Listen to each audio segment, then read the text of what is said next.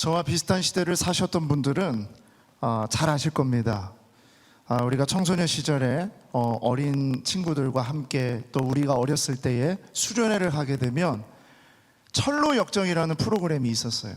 근데 이 철로역정을 가게 되면 거기에서 꼭 선생님들이 한밤중에 산속을 헤매게 만들면서 어떤 그런 그 포인트를 찾아서 이렇게 가도록 하는 그러한 시간을 가졌던 적이 있습니다.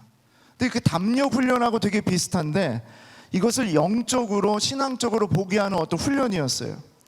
그 산속 중간중간에는 선생님들이 숨어 있다가 갑자기 으악 하고 이렇게 막 나타나면 그러면 막 깜짝깜짝 놀래가지고 막 무서워서 막 울기도 하고 그랬습니다. 그런데 이 철로 역정의 제일 마지막 코스는 무엇이었냐? 땅 가운데서 땅을 파고 그 가운데에 관 같은 것을 묻어두고요, 마지막에 그 땅 속 관 속에 딱 들어가게 만들고 선생님이 뚜껑을 딱 닫습니다. 그러면 그 순간부터 울기 시작하는 거예요. 아이들이 잘못했어요. 제가 잘못했어요. 엄마 말씀 안 들어서 미안해요. 제가 동생을 괴롭혔어요. 거짓말을 했어요. 11조를 하라고 했는데 먹을 거 먹었어요. 막 이러면서 그 속에서 막 울기 시작을 합니다. 막 울고 있으면 그제서야 선생님이 뚜껑을 딱 열어주면서 예를 들어서 그 이름을 부르면서 영환아 나오너라 그러면 뚜껑이 딱 열린과 동시에 나와가지고 선생님을 부둥켜 안고 목사님을 부둥켜 안고 막 우는 것입니다. 그런 경험도 있으십니까? 네, 아마 저와 비슷한 세대를 살아가신 분이 그렇게 많지는 않으신 것 같고요. 예. 근데 저는 왜 꼭 그런 시간을 가져야 되냐는 거죠. 근데 요즘에 만약에 우리 청소년들에게 철로역정이라는 그런 프로그램 하면서 제일 마지막에 엄마 나 관 속에 들어갔다 왔어 이러면 그 다음부터 야 당장 그 교회 나가지 마 그럴 수도 있는 거죠. 근데 그때는 그런 프로그램을 통해서 알게 하는 것이 있었다는 거예요. 무덤, 저는 이 무덤이라는 단어가 참 무서운 단어라고 생각을 했습니다. 송장이나 유골을 땅에 묻어놓는 곳이죠. 동서고금을 막론하고 무덤은 공포의 현장이고요, 어두움이고 가장 낮은 곳이고 슬픔이고 더 이상 소망이 없는 절망 그 자체입니다. 어떤 생명력도 전혀 보이지 않은 죽음의 영역입니다. 그런데 만약에 그 무덤이 기쁨의 자리가 된다면, 찬양의 자리가 된다면, 새로운 생명력으로 살아나는 잔치의 그런 자리가 된다면 어떻겠습니까? 그게 말이 돼? 세상 사람들은 그렇게 얘기할지 모르겠습니다. 하지만 이제부터 이 이야기에 우리가 주목하고 함께 보면서 이 이야기를 우리가 그 세상 사람들에게 전할 수 있는 그런 여러분과 제가 되기를 소망합니다. 여러분, 지난주에 영화 한 편 얘기했어요. 패션 오브 더 크라이스트, 예수님의 순환에 대한 영화 얘기를 했더니 어떤 성도님께서 연락을 주셨어요. 그 후에 진짜 좋은 영화가 하나 나왔대요. 그래서 뭔가 봤더니 리즌 부활이라는 제목을 가진 영화가 2016년도에 나왔대요. 그게 너무 좋은 영화래요. 그래서 생각해보니까 보았던 기억이 납니다. 그런데 워낙 더 패션 오브 크라이스트라는 이 영화가 너무 충격적인 장면들이 많이 있었기 때문에 그 영화만큼의 충격적인 장면이 나오지는 않았었어요. 그런데 제가 이 더 패션 오브 크라이스트의 장면을 생각하면서 예수님께서 살이 찢기고 피와 물이 다 쏟아지고 그런 모습 가운데 십자가의 길을 걸어가셨다고 말씀드렸잖아요. 그런데 그 가운데서는 소망이 있었어요. 그래도 그 소망이 무엇입니까? 주님이 그렇게 골고다의 언덕을 넘어가셨음에도 불구하고, 그 길을 십자가를 지고 가셨음에도 불구하고 소망이 있다는 거죠. 어떤 소망입니까? 예수님의 목숨이 있다는 거예요. 아직 생명이 있다는 거예요. 살아 계셨다는 거예요. 그런데 우리 예수님께서는 십자가에 오르셔서 극한의 아픔과 극한의 고통을 다 받으신 후에 다 이루었다라고 말씀하시면서 영원히 떠나가십니다. 숨이 끊긴 것입니다. 하늘이 무너지고 어두워지고 땅이 진동을 하는 것이죠. 그래서 더 패션 오브 크라이스트의 영화의 마지막에는 주님께서 다 이루었다라고 숨을 거두었을 때 하늘에서부터 눈물 하나가 땅으로 툭 떨어지며 그런 모습의 씬이 나오는 거예요. 하나님의 마음인 거예요. 사랑하는 내 아들을 십자가에서 저렇게 고통스럽게 죽게 했던 그 아버지의 그 마음이 눈물로 툭 떨어집니다. 다 끝났습니다. 더 이상 생명이 없습니다. 소망이 다 사라졌습니다. 제자들은 다 도망쳤습니다. 예수님을 죽이러 달려들었던 유대인과 로마 군인들은 예수님에게 저주를 퍼붓습니다. 그들은 승리했다고 생각했을 것입니다. 모든 것이 다 끝났습니다. 그리고 예수님의 시체를 내려서 무덤에 가둡니다. 무덤은 그냥 무덤이 아니었어요. 바위를 뚫어서 바위 속의 무덤이었어요. 그리고 그 앞에 돌을 막았는데 장정 5명, 어른 5명, 남자 5명이 와서 힘들게 입구에 큰 돌을 옮겨서 탁 막아 놓았습니다. 그리고 경비병을 그 앞에 세우고 어떤 누구도 이 안에 들어가지 못하도록 그렇게 했습니다. 누구도 들어갈 수 없고 누구도 나올 수 없는 그러한 바위 속 무덤 속에 예수님의 시체를 넣어두었습니다. 다 끝났습니다.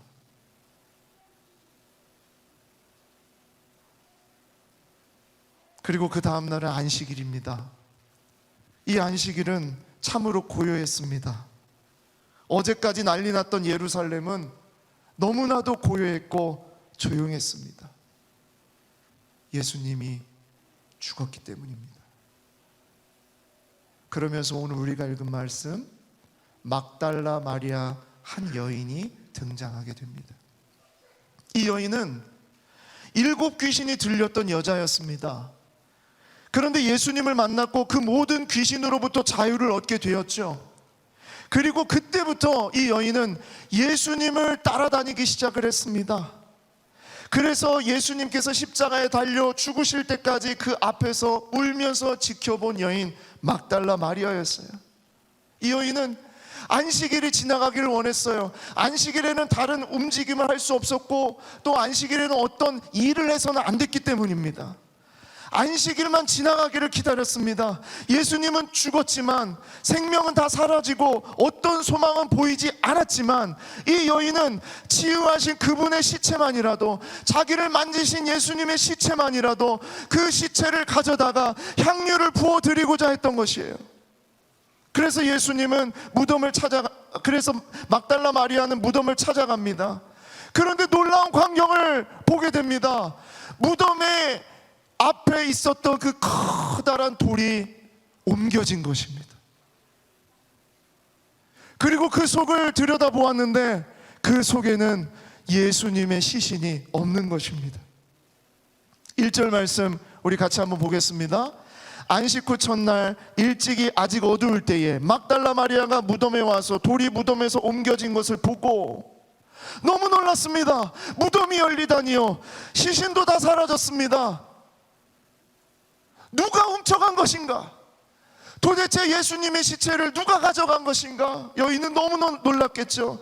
그래서 막달라 마리아는 성급하게 마을로 다시 내려와서 베드로와 요한과 제자들에게 얘기를 합니다. 큰일 났어요, 큰일 났어요. 동굴이, 무덤이 열렸어요. 그런데 예수님의 시체가 없어요. 어떡하죠? 아유, 그게 말이 돼? 그게 말이 되냐고. 어떻게 그게 없어져? 아니에요. 지금 가봐야 돼요. 직접 보세요. 와서 보세요. 그 순간 요한이 그냥 가보자 베드로 가보자 하고 막 뛰어갑니다. 막 뛰어가요. 뛰어가는데 오늘 성경 보니까 누가 더 빨라요? 베드로보다 요한이 더 빨라요. 역사적으로 볼 때 요한은 나이가 더 젊었어요. 어렸어요. 그랬고 또 요한은 예수님의 시신이 어디 있는지를 잘 알았던, 무덤이 어디 있는지를 알았던 사람이었어요. 그렇기 때문에 막 달려가서 뛰어가는데 뒤에서 요한 같이 가 이러면서 따라왔던 거죠. 오늘은 온 세대 예배니까요. 매주 이렇게 하면 좋겠죠? 막 따라갔습니다. 그런데 성경에 보니까 요한은 먼저 무덤 앞에 딱 서서 들어가지는 못하고 이렇게 쳐다보고 있었어요. 요한은 생각이 많았던 사람이었거든요. 그렇기 때문에 쉽게 그 안으로 들어가지 못했습니다. 그런데 베드로가 하고 앞에 서 있는 요한 쳐다보지도 않고 그냥 빈 무덤 속으로 베드로는 점프. 요한 진짜 예수님이 없어. 시체가 없어. 카메라가 못 따라올 정도로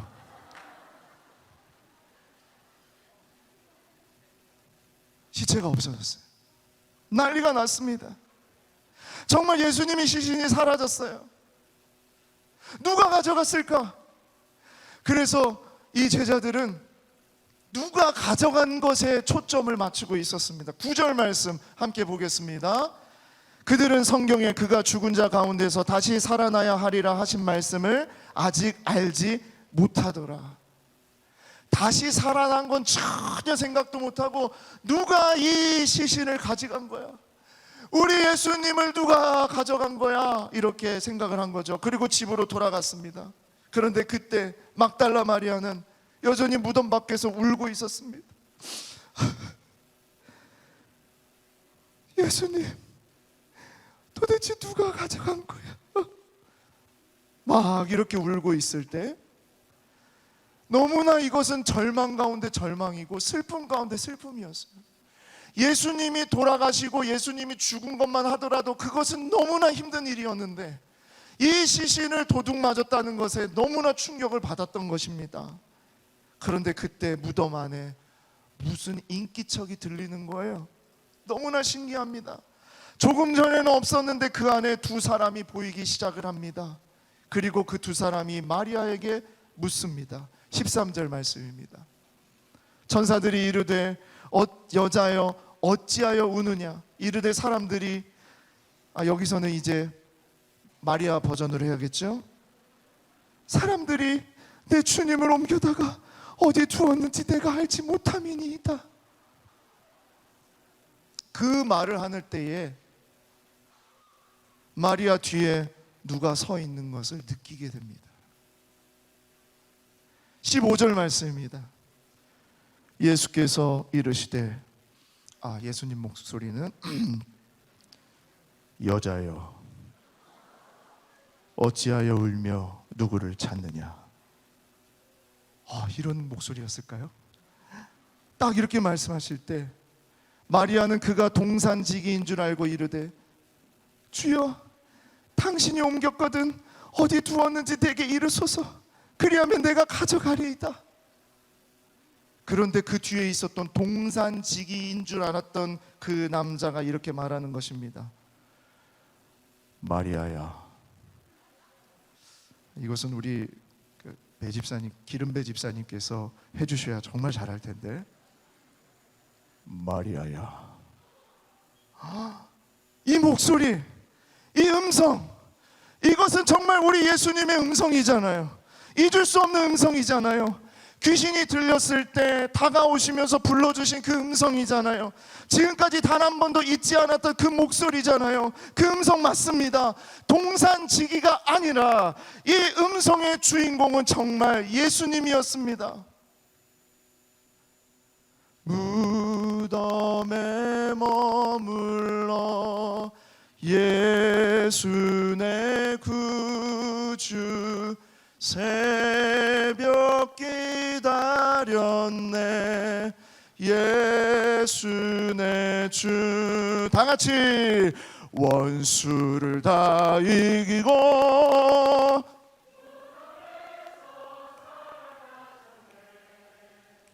어두움을 이기시고 나와서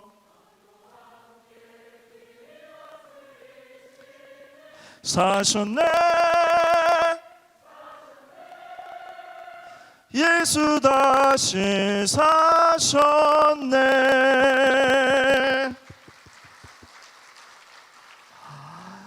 무덤은 더 이상 절망의 자리가 아닙니다. 죽음과 저주의 땅이 아닙니다. 공포와 슬픔이 왕노릇하는 곳이 아닙니다. 아무런 소망이 없는, 아무런 믿음이 없는 바로 이 무덤은 더 이상 무덤이 아니었습니다.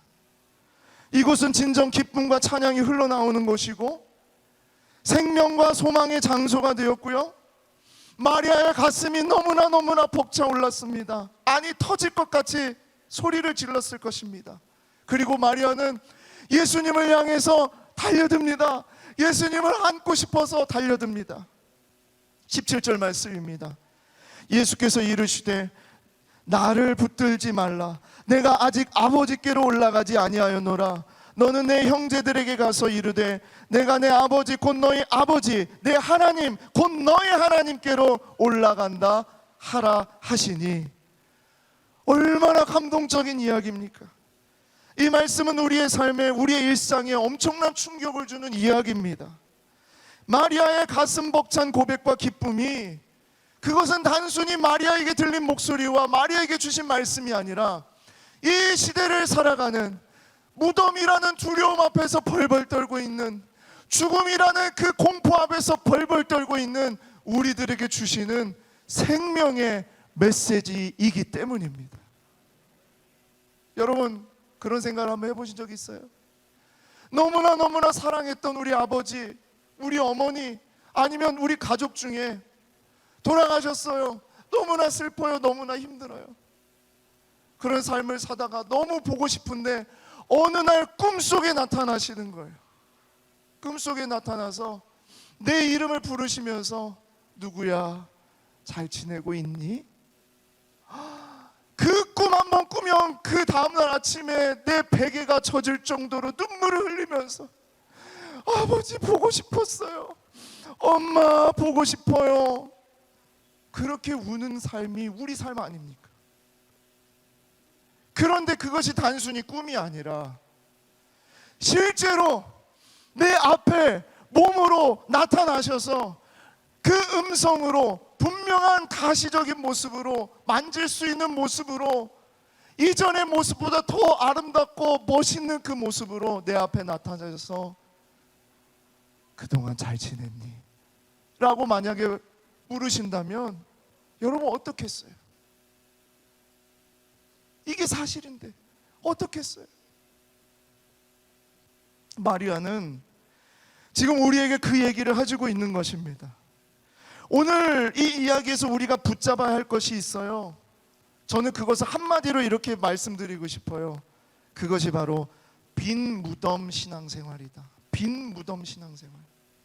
우리의 신앙생활은 빈 무덤 신앙생활입니다. 이 빈 무덤이 무엇이냐? 이런 것입니다. 첫 번째로 같이 한번 읽어볼까요? 빈 무덤 신앙생활. 첫 번째, 시작. 닫혀버린 무덤과 같은 내 삶을 주께서 완전히 열어주시는 것이다. 내 무덤을 주께서 완전히 열어주시는 겁니다. 1절 말씀 보십시오. 안식 후 첫날 일찍이 아직 어두울 때 막달라 마리아가 무덤에 와서 돌이 무덤에서 옮겨진 것을 보고, 여러분, 돌이 무덤에서 옮겨지지 않아도 예수님은 그 안에서 나오실 수 있어요, 없어요? 있습니다. 그러면 돌을 왜 예수님이 옮겨 놓으셨어요? 예수님은 돌 안 옮겨도 나오실 수 있는 분이신데 왜 옮기셨어요? 누구 보라고? 누구 보라고? 밖에 있는 자들이 보라는 거예요. 밖에 있는 자들이 보라고 굴리신 거예요. 안에 들어가서 보라고. 무덤은 더 이상 죽음의 자리가 아니라고, 눈물의 자리가 아니라고, 고통의 자리가 아니라고, 사망의 자리가 아니라고. 들어와서 보라는 겁니다. 들어와서 보라는 겁니다. 우리 주님은 무덤과 같은 우리의 삶에 오셔서 갇히고 막아버린 돌을 옮겨주시는 분이신 줄 믿습니다. 더 이상 무덤이 우리를 가두지 못하도록, 그 어떤 것도 우리를 가두지 못하도록, 이 세상 어떤 강력한 힘도, 심지어 죽음도 우리를 가둘 수 없다는 것을 말씀하고 있는 것입니다. 그래서 우리는 주일을 안식 후 첫날 지키는 겁니다. 유대인들은 지금도 안식일을 언제 지킵니까? 금요일 밤부터 토요일 저녁까지 지켜요. 엄밀히 말해서 토요일 날 지켜요. 그래요, 맞아요. 구약시대 때는 토요일이 안식일이었어요. 그런데 왜 우리는 지금 주일을 안식일로, 일요일을 안식일로 지킵니까? 이것 때문입니다. 그 어떤 것도, 죽음도, 이 세상의 그 어떤 것도 부활의 기쁨을 이길 수 있는 것은 아무것도 없기 때문입니다. 그래서 우리는 부활의 그 안식 후 첫날인 일요일인 바로 오늘, 우리는 이 날을 안식일로 지키고, 그래서 이 날을 주일이라고, 주님의 날이라고 우리는 그렇게 하는 거예요. 우리 어린이 여러분 잘 알겠죠? 이 날이 얼마나 중요한 날인지 알겠죠? 두 번째로, 빈무덤 신앙생활은 같이 읽겠습니다. 시작.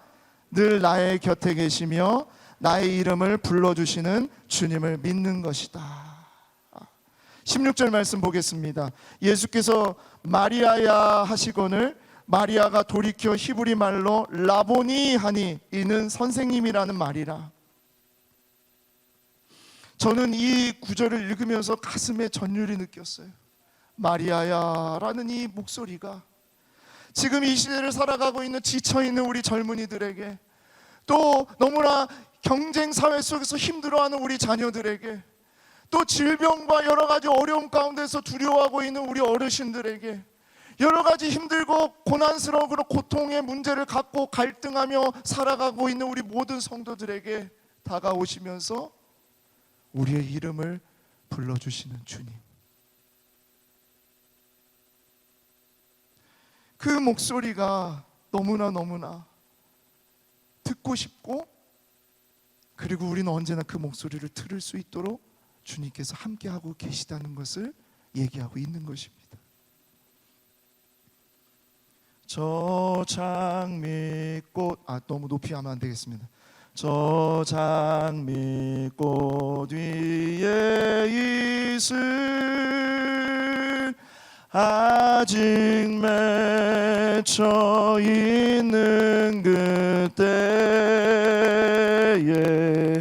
귀에 흐르는 이 소리 들리니 주 음성 분명하다.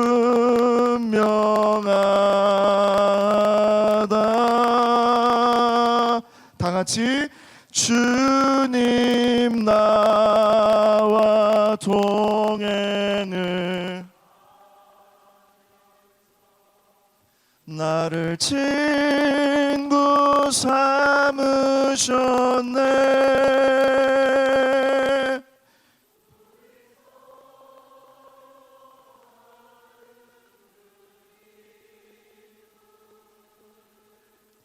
할 사람이 없도다. 아멘. 늘 나의 곁에 계시며 나의 이름을 불러주시는 주님. 그리고 마지막 세 번째로, 빈무덤 신앙생활이라는 것은 같이 읽겠습니다. 시작. 이 좋은 소식에 기쁨을 누리면서 다른 사람에게 전하는 것이다. 아멘. 18절 말씀입니다. 막달라 마리아가 가서 제자들에게 내가 주를 보았다 하고 또 주께서 자기에게 이렇게 말씀하셨다 이르니라. 그 기쁨은 막달라 마리아만 가질 수 있는 기쁨이 아니라, 그 기쁨은 흘러 넘치고 넘쳐서 그 소식을 사랑하는 제자들에게, 이 소식을 들어야 되는 사람들에게 가서 전하라고 주님께서 그렇게 말씀하셨어요. 여러분, 우리의 기쁨은 어디에서 옵니까? 돈입니까? 명예입니까? 성공입니까? 좋은 학교 보내는 겁니까? 성적입니까? 시험 합격하는 겁니까? 좋은 집입니까? 우리의 기쁨은 어디에서 옵니까? 무덤과 같은 나의 삶, 죽음이 왕노릇하고 있었던 나의 삶, 이런 삶에 찾아오셔서 나의 무덤을 가로막고 있었던 그 무덤의 큰 돌을 주님께서 옮겨주시고, 더 이상 너는 무덤의 자식이 아니라 너는 내 자녀다, 내 사랑하는 자녀다, 나의 하나밖에 없는 유일한 하나님의 백성이다 라고 말씀하시는, 바로 그 주님의 말씀 앞에 기쁨이 있는 것 아니겠습니까? 그 기쁨으로 우리가 살아가는 것 아닙니까? 정말 우리의 기쁨이 어디에서 옵니까? 그리고 우리는 무엇을 전하고 있습니까? 우리는 뭘 지금 전하고 있습니까? 오늘 주님 앞에서 빈 무덤 신앙생활을 살아가는 우리들에게 주님이 질문하고 있습니다. 너의 기쁨은 어디로부터 오는 것이냐? 그리고 너는 무엇을 전하고 있느냐? 말씀을 맺겠습니다. 예수님이 아니라 우리가 무덤 속에 갇힌 자였습니다. 우리가 죽은 자였고, 우리가 저주를 받은 자였고, 우리는 어떤 것으로도 구원을 받을 수 없는 그런 존재였습니다. 그런데 우리 주님께서 우리 무덤에 찾아오셔서 그 무덤을 가로막고 있는, 정말 이 바위와 같은 커다란, 내 힘으로는 도저히 옮길 수 없는 그 공포스럽고 정말 슬픔이고 너무나도 힘들고 어려운 그 무덤을 막은 큰 돌을 주님께서 그것을 옮겨주시면서, 더 이상 내 삶이 무덤이 아니라 내 삶은 잔치요, 기쁨이요, 축복이요, 감사요, 행복의 인생이라는 것을 우리에게 말씀하신 주님, 그리고 그것이 우리의 삶에서 이 땅 가운데서의 삶만이 아니라 영원한 아버지 하나님의 나라 천국을 우리에게 허락하신 주님, 그 주님의 놀라운 사랑과 그 은혜가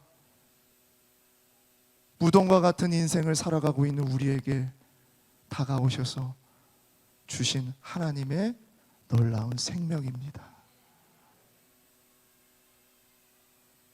요한복음 11장 25절 26절, 예수께서 이르시되 나는 부활이요 생명이니 나를 믿는 자는 죽어도 살겠고 무릇 살아서 나를 믿는 자는 영원히 죽지 아니하리니 이것을 내가 믿느냐? 여러분 믿으십니까?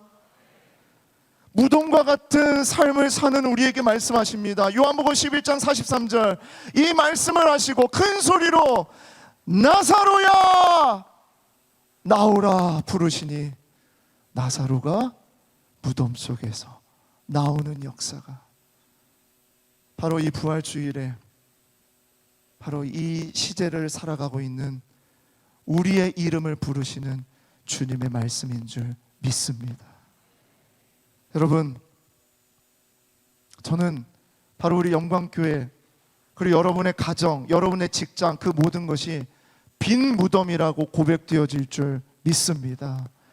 그곳이 다 빈 무덤이기를 원합니다. 사망이 없습니다. 눈물이 없습니다. 거기에는 더 이상 우리를 죽일 만한 것이 아무것도 없습니다. 그 안에는 오직 주님의 음성만이 있을 것입니다.